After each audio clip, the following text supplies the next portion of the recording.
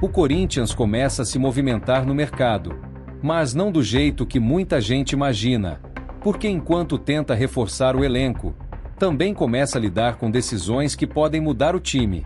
E tem um ponto aqui que pouca gente está olhando, e já já isso fica claro, porque agora não é só contratar, é equilibrar tudo ao mesmo tempo. Antes de seguir, só confere uma coisa pra mim, você já é inscrito no Código da Fiel? Se ainda não for, se inscreve para acompanhar tudo desde o começo, sempre direto, sem exagero. E claro, ajudar a gente a chegar nos primeiros 1000 inscritos. Agora vamos ao vídeo. O Corinthians vive um momento positivo, mas o que está por trás dessa sequência começa a levantar uma discussão que vai além do resultado. Porque o time está invicto sob o comando de Fernando Diniz. São 6 jogos sem derrota, um número que chama a atenção. E que, naturalmente, coloca o treinador em um grupo seleto dentro do clube. Márcio Bittencourt, Antônio Lopes, Tite, todos eles começaram suas trajetórias com séries semelhantes. Agora, Diniz alcança esse mesmo ponto. Mas existe uma diferença importante. Nem toda invencibilidade carrega o mesmo peso. Porque, apesar da sequência positiva, o desempenho ainda é observado com cautela. Os resultados existem, mas a forma como eles acontecem ainda divide análise. Em outros momentos, séries assim vieram acompanhadas de vitórias mais contundentes, jogos mais controlados, mais imposição, e isso muda a percepção. Por outro lado, existe um fator que sustenta o início de trabalho: a consistência defensiva. O Corinthians ainda não sofreu gols sob o comando de Diniz.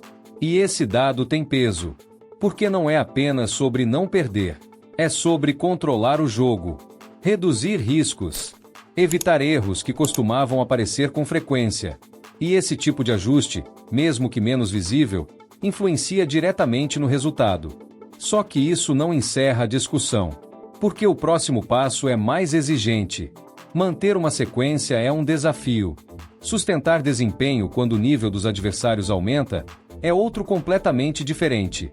E o Corinthians se aproxima exatamente desse ponto, onde o resultado deixa de ser surpresa e passa a ser obrigação. E é aí que o trabalho começa a ser medido de outra forma, não apenas pela invencibilidade, mas pela capacidade de transformar consistência em evolução real. Porque, no fim, não é a sequência que define um trabalho, é o que vem depois dela. O Corinthians chega para a Libertadores em um momento positivo, mas a escalação para o jogo contra o Peñarol mostra que o time ainda está em construção. Porque, mesmo invicto, Fernando Diniz decide mexer. E não são mudanças aleatórias. São escolhas que revelam o que o treinador ainda busca dentro da equipe. A tendência é de um time com Hugo Souza no gol. Mateuzinho retorna para a lateral direita. Gabriel Paulista e Gustavo Henrique seguem na zaga. Matheus Bidu completa a linha defensiva. No meio, Ranielli continua como peça de equilíbrio, com Garro organizando o jogo e Bidon participando mais da construção. Mas o ponto que mais chama atenção está do meio para frente. O ataque ainda não tem definição clara. Vitinho aparece como opção, mas Jesse Lingard cresce como alternativa real. Disputa espaço e oferece características diferentes. Mais mobilidade, mais presença entre linhas. E isso muda o funcionamento do setor ofensivo. Esse cenário deixa uma leitura evidente. Mesmo com sequência positiva, o time ainda não está fechado. Diniz continua testando, ajustando peças e tentando encontrar o melhor encaixe. E isso acontece justamente antes de um jogo que exige mais. Porque a Libertadores muda o nível de cobrança. Não basta controlar o jogo. É preciso impor ritmo, criar vantagem, sustentar desempenho. E a escalação reflete exatamente esse momento. Um time que começa a se organizar, mas que ainda busca definição. E quando as mudanças continuam acontecendo, é sinal de que o modelo ainda está em construção. Por isso, o confronto contra o Peñarol ganha um peso diferente. Não apenas pelos pontos, mas pelo que pode mostrar. Porque é nesse tipo de jogo que o time deixa de prometer e passa a entregar. E é exatamente nesse ponto que o Corinthians começa a olhar para fora.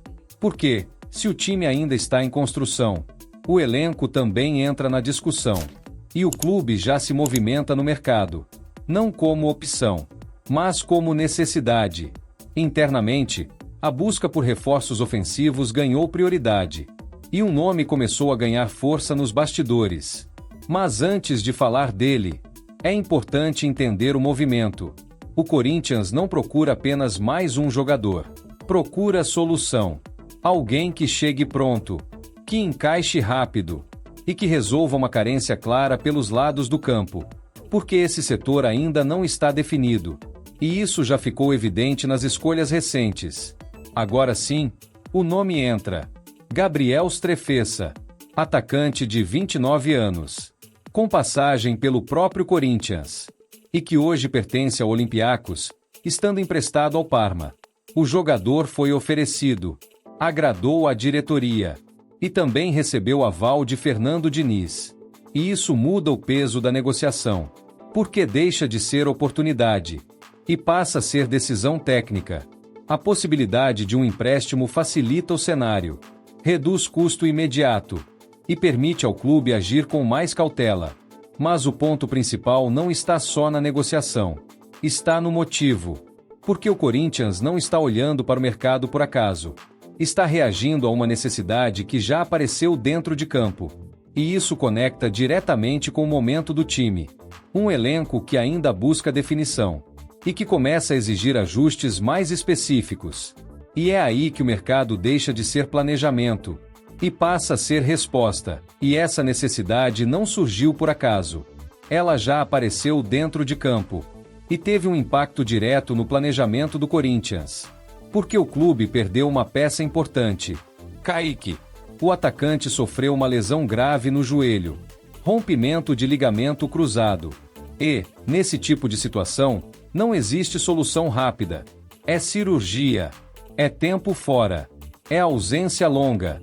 E isso muda completamente o cenário. Porque Kaique vinha ganhando espaço, se tornando opção real. E, em alguns momentos, até titular. Principalmente na ausência de Memphis. Ou seja, não era apenas mais um jogador. Era alguém que já fazia parte da rotação do time. E, quando esse tipo de peça sai, o impacto não é só numérico. É funcional. O Corinthians perde profundidade, perde alternativa, perde variação no ataque. E é exatamente aí que o mercado deixa de ser opção e passa a ser necessidade imediata. Porque não dá para esperar, não dá para improvisar por muito tempo. E isso explica o movimento que já começou nos bastidores. A busca por um atacante ganhou prioridade, não por planejamento de longo prazo, mas por resposta direta a um problema real. E é nesse contexto que o nome citado anteriormente ganha ainda mais força. Gabriel Strefezza. Não apenas como oportunidade, mas como encaixe. Porque atende exatamente a função que o time perdeu. Atua pelos lados. Tem mobilidade. Participa do jogo. E chega pronto para competir. E esse detalhe faz diferença. Porque o Corinthians não está em um momento de aposta. Está em um momento de ajuste. E isso exige jogadores que entrem prontos, sem margem para adaptação longa, sem tempo para construção gradual. E essa mudança de cenário altera tudo, porque agora não se trata mais de reforçar, se trata de recompor, de preencher um espaço que já está aberto. E quando isso acontece, a margem de escolha diminui, porque a necessidade passa a ditar o ritmo, e não o planejamento. Mas nem tudo depende do Corinthians quando o assunto é mercado. E o primeiro sinal disso já apareceu. Porque um dos nomes que surgiu como possibilidade encontra um obstáculo claro. Everton Cebolinha. O atacante entrou no radar. E, em um primeiro momento, existia a leitura de que o cenário poderia facilitar uma negociação, principalmente pela reta final de contrato. Isso abriria caminho, reduziria custo e permitiria um avanço mais direto. Mas essa expectativa mudou. E mudou rápido. A tendência agora é de permanência. O jogador deve cumprir o vínculo com o Flamengo até o fim. E isso altera completamente o cenário. Porque, a partir desse ponto, O Corinthians deixa de depender apenas da própria estratégia e passa a depender de negociação direta, de valores, de condições. E o nível de dificuldade sobe, porque não se trata mais de oportunidade de mercado. Se trata de disputa, de investimento e de um movimento que exige muito mais precisão.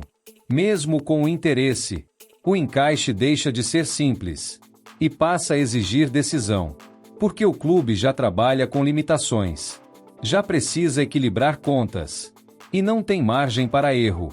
E esse é o ponto central. O Corinthians quer reforçar o ataque. Precisa disso, mas não consegue avançar com facilidade em todos os nomes. E isso gera um efeito direto. Porque, quando uma negociação trava, outras precisam ganhar força, outras opções passam a ser prioridade. E o mercado começa a se fechar. Menos alternativas, menos margem, mais pressão por acerto. E é nesse cenário que o clube segue se movimentando, tentando ajustar o elenco, mesmo sem controle total sobre o que pode acontecer. Porque, quando o cenário muda, o clube não define o caminho, só a reação. E diante dessas dificuldades no mercado, o Corinthians começa a olhar para outro lado. Porque, se não consegue avançar com facilidade nas contratações, precisa criar espaço para isso acontecer. E isso passa por uma decisão direta, venda. E um nome já aparece nesse cenário. Mas, mais importante do que o nome, é o critério. O Corinthians não quer apenas negociar, quer maximizar o retorno. E isso muda completamente a lógica. Porque, dentro do elenco, nem todos geram o mesmo impacto financeiro. E é exatamente por isso que uma escolha começa a se desenhar. Breno Bidon. O meio-campista se torna o principal ativo nesse momento. Não apenas pelo desempenho, mas pela porcentagem. O Corinthians tem cerca de 90% dos direitos econômicos do jogador. E esse detalhe faz toda a diferença. Porque, em outras negociações possíveis, o retorno seria menor. André, Yuri Alberto. Nomes importantes, mas com fatias menores. E, nesse cenário, vender não é só abrir espaço, é gerar caixa de forma inteligente. E é isso que o clube passa a priorizar, mesmo que isso envolva uma decisão difícil. Porque Bidon não é um jogador qualquer, é titular, é jovem, tem projeção e já mostrou capacidade de decidir jogos. Ou seja, a escolha não é técnica, é estratégica e envolve risco. Porque, ao mesmo tempo em que pode resolver um problema financeiro, também mexe diretamente no nível do time. E esse é o ponto que pesa. O Corinthians não está apenas avaliando uma venda, está avaliando até onde pode ir, sem comprometer o que construiu dentro de campo. E isso transforma completamente o cenário. Porque agora não se trata mais de contratar, ou de tentar negociar. Se trata de equilibrar, de decidir quem sai, para que o clube consiga avançar em outras áreas. E quando esse tipo de decisão aparece, é sinal de que o momento exige mais do que planejamento. Exige escolha. Porque, no fim, não é sobre quem o Corinthians quer vender, é sobre quem ele precisa. E essa decisão não para no meio-campo. E agora envolve uma posição ainda mais sensível: o gol. E isso mostra que o cenário vai além de uma venda isolada. O Corinthians já trabalha com a possibilidade de perder Hugo Souza, titular absoluto, peça fundamental no sistema defensivo, e um dos nomes mais valorizados do elenco hoje. E essa não é uma leitura baseada apenas em especulação. É um movimento interno que começa a ganhar força. Não existe negociação avançada. Mas o ponto não está na negociação. Está na antecipação. O clube já se prepara. Já considera esse cenário como possível. E isso muda completamente a leitura. Porque, quando um time começa a agir antes da proposta chegar, é sinal de que o risco deixou de ser distante e passou a ser real. E não apenas por interesse externo, mas pelo contexto que envolve o jogador. Hugo Souza tem mercado, tem visibilidade e vive um momento de valorização, principalmente em um ano que envolve Copa do Mundo. E esse detalhe pesa. Porque, nesse tipo de cenário, qualquer proposta relevante muda completamente a equação. E é exatamente por isso que o Corinthians não espera.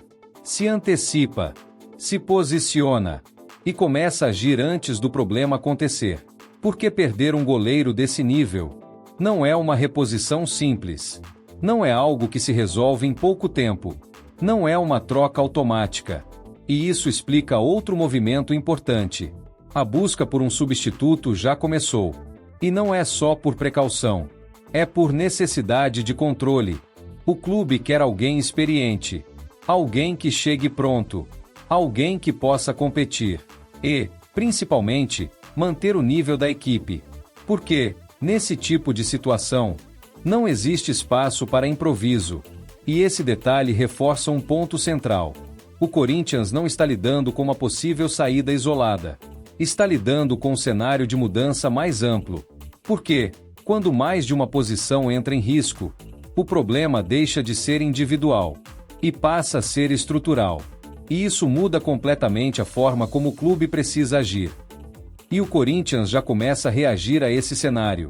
Porque, se existe a possibilidade de perder uma peça importante, o clube precisa ter resposta. E um nome já aparece nesse movimento: João Paulo. O goleiro volta ao radar. Mas agora em um contexto diferente. Não como oportunidade, mas como necessidade. A comissão técnica não busca apenas reposição. Busca nível. Busca concorrência. Busca alguém pronto para disputar posição. E isso muda completamente a lógica. Porque não se trata apenas de substituir. Se trata de manter o padrão. E evitar queda de rendimento. O cenário também ajuda. O jogador não deve permanecer no Bahia. E não vê como ideal um retorno ao Santos. O que abre espaço para negociação. Mesmo com a dificuldade natural de tratar com um rival direto. E esse detalhe importa.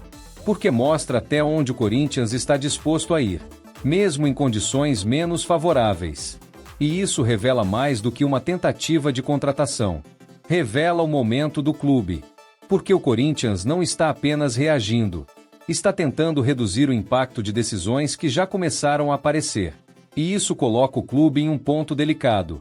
Precisa contratar, mas encontra limitações. Precisa vender, mas assume risco. E pode perder peças importantes, enquanto tenta manter o nível competitivo. E esse equilíbrio não é simples. Porque cada movimento interfere no outro. Cada decisão tem consequência. E é exatamente isso que define o momento. Não é só o que acontece dentro de campo. É o que está sendo decidido fora dele. Porque, no fim, o Corinthians não está escolhendo o momento.